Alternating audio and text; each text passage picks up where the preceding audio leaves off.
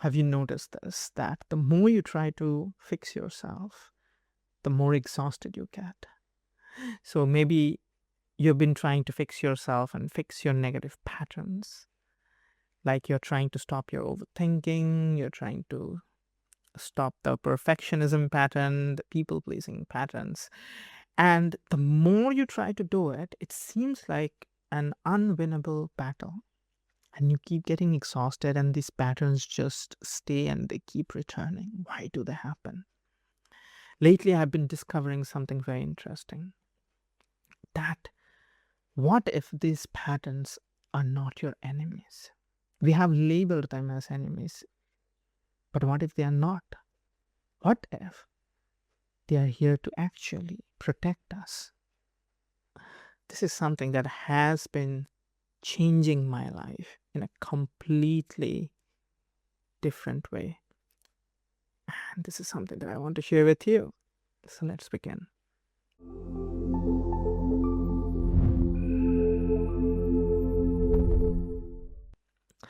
Okay, so if you are somebody who has noticed their negative patterns, now I do not really like calling them negative, because by the end of the video, you're going to understand that all patterns have a constructive purpose and nothing is negative as such. But then, for the sake of this conversation, let's call them disharmonious patterns, because certain patterns are causing us disharmony, such as people pleasing, perfectionism, or you know overthinking patterns. And when these patterns emerges, we experience a lot of disharmony. For example, you find yourself not being able to share your truth, not vocalize what you want to say because of your people pleasing. Your overthinking stops you from sleeping peacefully at night. Definitely it's not causing you harmony, right? And you being a perfectionist is wasting so much of your time and energy in doing things that doesn't make sense, right? So definitely it seems completely natural to think that these are just useless afflictions that I've got that is stopping me from experiencing harmony and happiness. How can they be constructive at all? What are you saying, Devjit? Are you crazy, right? Well, this is something very, very interesting that I want to bring forth in today's video, that the world has taken a stance where it considers anything that is bringing in her disharmony as negative. That is why I have a particular problem calling them as negative patterns, because negative inherently labels them as unwanted. But look at this wonderful, magical universe. Is anything an accident in this universe? Is there anything which has been created accidentally? Everything has a purpose, right? So does our patterns. That is what I have been discovering lately. That these patterns that we have, they somewhere in the past have played a constructive role. They did not just come automatically. We seeked them out, maybe unconsciously, but we still took the refuge of those mechanisms which now are appearing as patterns. They were once protective mechanisms, they were once shields. Now they are seeming too heavy to carry. Let me share with you what is going on. Let's consider overthinking. Why do you overthink? Maybe if you are like me, somewhere in your childhood, you were somebody who had a lot of low self worth issues, inferiority complex, and you had this desire to prove yourself, to be validated, maybe to your adults, to your school teachers, to your friends, to the society.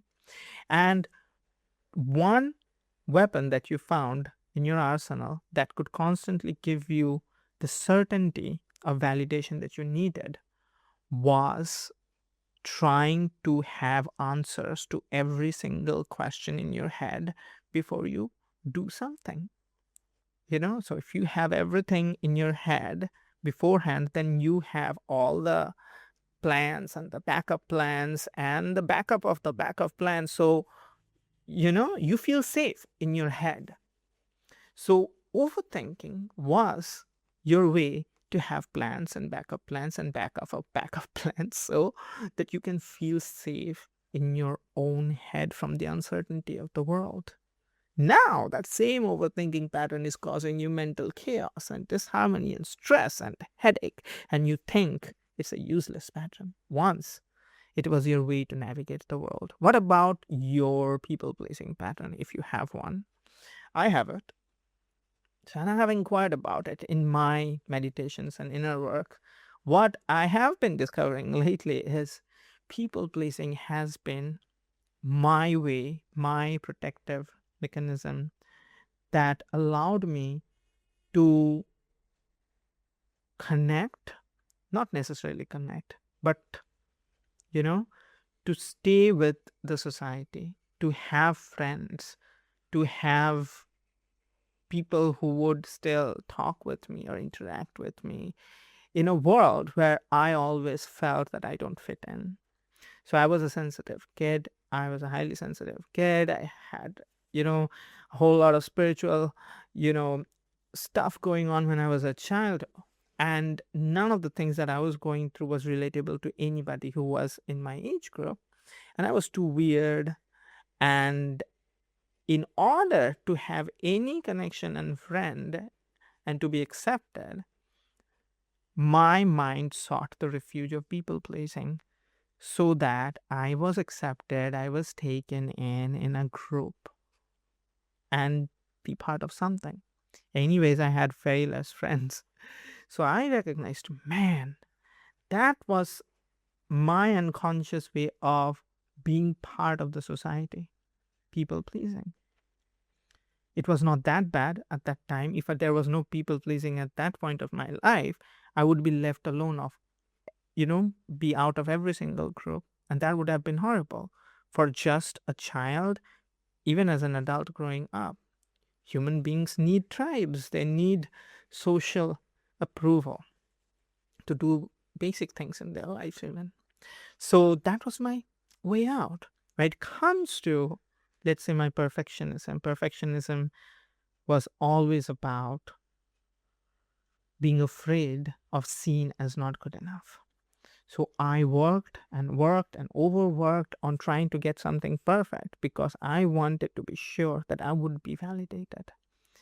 And that was where perfectionism was coming from.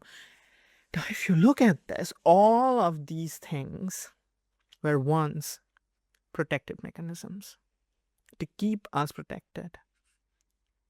But now they have become negative patterns, what you call them, and they're causing us disharmony. And if that is the case, where do we get? We understand that these things were friends, our own protective mechanisms. We are calling them enemies.